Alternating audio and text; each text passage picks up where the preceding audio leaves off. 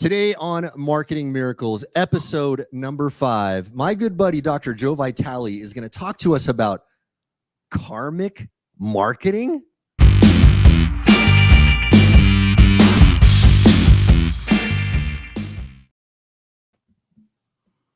Dr. Joe, my brother, how are you, man? I'm doing great. Looking forward to this moment with you. Always love seeing you. I always love seeing you too, and I'm curious, what the hell is karmic marketing? So I am wanting to hear this story.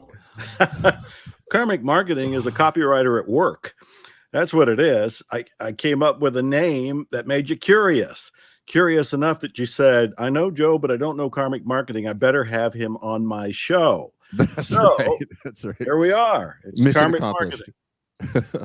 So how deep do you want to go, bro?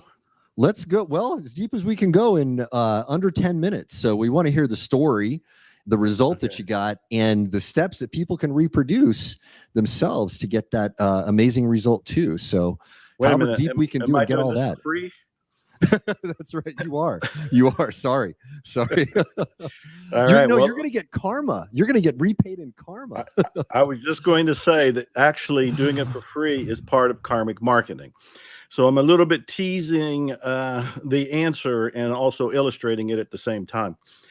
So this was also very difficult, Mark, because, you know, I've been doing marketing for decades. And when you said you wanted a miracle story, it's like, which one? Which one do I give them? Right. And then it was like, can I come back like 5 or 6 times and go over some other ones? And then I thought, you know what I'll do is I'll just share a pivot moment, and I'll share something that is most recent. So do you want me to go ahead and just tell this story? Please. All right. You can go for a walk. I'll tell you when you can come back. That's right. I'm not needed here. Okay, so about 2.5 years ago, I decided that I was going to put on a event. And I went to San Antonio. I picked out a resort room, and I wanted to fly in 50 people. And these 50 people were going to pay something like $1,000 each for a 2-day mastermind with me and a couple other people that were relief pitch hitters so that I didn't have to talk for 2 days straight. You know, I had somebody else so I could run out and get coffee or scotch or whatever I was longing for at the time. So I wrote up the email, put up the website, started promoting it. People started sending in their money, started making their flights. And then something started crawling across the planet called a pandemic. And there were only whispers of it back then. But it was enough of a whisper to give people a chill. And then that chill caused people to shut down. And before I know it, they weren't signing up for my live event. People who did sign up for the live event were canceling. Flights were being canceled. Yep. And suddenly I'm looking at a no-show event. And I had to stop and go, okay, what do I do now? I have to backpedal. I have to pivot. I have to turn this into something good. And so as I'm thinking about what do I do, I thought, well, you know, we live in the online world. I'll just move everything online.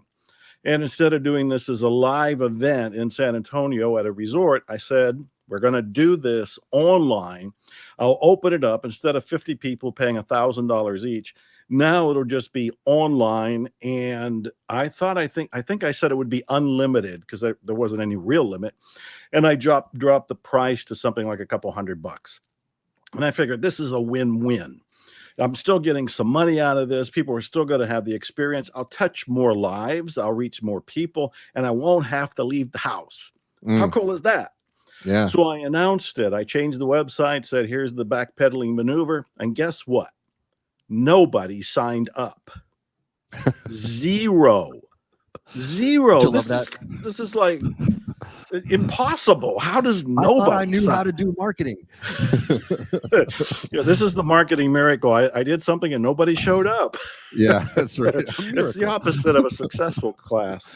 So anyway, now I'm backpedaling again, going, wait a minute, this is telling me something, but what is it telling me, and what do I do to adapt? And then I thought about something, and Mark, karmic marketing has been the secret to me building an empire. I know what I just said. Got my attention. I have alluded to it. I think there's one YouTube video where I talked about karmic marketing 15 years ago. And there's one blog post where I talked about karmic marketing, but I never wrote anything about it until recently. And I've always applied it. So I'm looking at, I can't do a live event. I'm doing a virtual event. Nobody is showing up. And I'm turning to, okay, maybe this is karmic marketing. Karmic marketing is giving it away, knowing that in some way, shape, or form, it's got to come back to me. Maybe not instantly, not from the same people I just gave to, but it's going to come back. You can call it a philosophy. You can call it a mindset. You can call it metaphysics. You can call it even religion, because it's a little bit like tithing, because I'm giving, knowing that I'm going to be blessed some way, somehow. Yet this always works for me. So I then went and told my list and changed the website and said the live event that is then now the virtual event that was going to be $700 is now free. It is free. The 2-day mastermind with Dr. Joe Vitale and my sidekicks is all free. So what happens? 30,000 people show up, most of which stay. They have breakfast, lunch, and dinner with us. They're sitting at home, much like your folks are right now. And, you know, they're making their food, having their coffee, and sitting there, and they're absorbing everything. And they're taking it in. Now, we're truly giving, too. In karmic marketing, it isn't some sort of sneaky thing where I'm going to give, but I'm going to slide in a sales pitch here. You know, right there. And that won such good favor that the first thing I noticed was I didn't touch 50 or 100 people. I touched 30,000 people. Instead of impressing or making a difference in 50 to 100 people's lives, I made a difference in 30,000 people's lives. Out of that 30,000 some people, several thousand of them signed on to my mailing list. I have several different lists, as you know, and they signed on to my list. So I just acquired a whole bunch of people who unconsciously feel indebted to me. Also, I followed up afterwards and said, we did record it. If you would like to buy the audios and or the videos, that is available for a small fee. That's what I was going to ask. Okay, that's the money shot right there. Did that. But you got to back up. That wasn't in my brain. I mean, I was going to do it for the 2-day experience and some immediate cash from the people who flew in. We instead backpedaled, and I used the phrase that you had taught me a long time ago, turn it into something good. I remember that meeting very well. This is the essence of karmic marketing, and you would be ashamed of me if I didn't hold up my new book, which just came out. I didn't even know. That's awesome. It's brand new, folks. It's on Amazon right now, hardcover, paperback, and for the Kindle. Karmic Marketing, first book ever to explain it. Anyway, you that's write my books faster than I can read them. That is a fantastic thing. So, brother, is there a website, or should everybody go to Amazon for that? That's a great question. Amazon for now. Amazon has the paperback, the hardcover, and the Kindle, and the audio will be there soon. It's just not there right now. Should we pop up your main URL, or just have everybody focused on going to Amazon and buying that sucker? Just go to Amazon. That's it. Go to Amazon, guys. Buy Karmic Marketing. I think you guys get the idea. You'll notice you might want to watch this a couple times. There's a little bit of nuance that you got to get there. It's not just as simple as, do nice things and everything's going to come back to you. He had a mechanism. He had a specific mechanism where things came back. Now, I don't know if you want to add on to this. We got about a minute and a half left.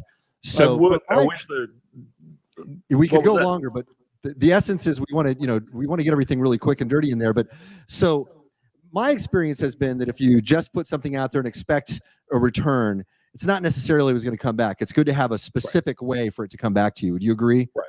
I absolutely agree, and I'm glad you pointed that out. See, what most people do if they try giving, is they give away crap.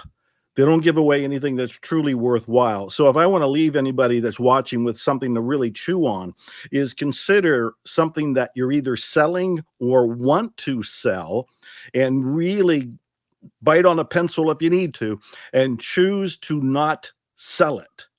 Choose to give it away. Because if the person receiving it really feels that it's of value, Now you're practicing karmic marketing. If you just say, hey, I'm going to send you this handkerchief or, some ridiculous thing, or a one-page pamphlet of some sort, you're not really impressing them, and you're not really giving, and even you know it. There's a level of sincerity behind this that needs to be played out, and there's a lot of psychology. I wish we had more time to, well, maybe that's why we have a book. There's no time to explain it. So go now to your neighborhood Amazon store. I would be remiss not to mention a marketing truism, that is, you should never give something away that you could not otherwise sell. And that fits in perfectly with what my brother, Dr. Joe, here is speaking. Joe, it is always a pleasure to hang out with you. Everybody, I hope you enjoyed it, and I'll see you on the next episode of Marketing Miracles.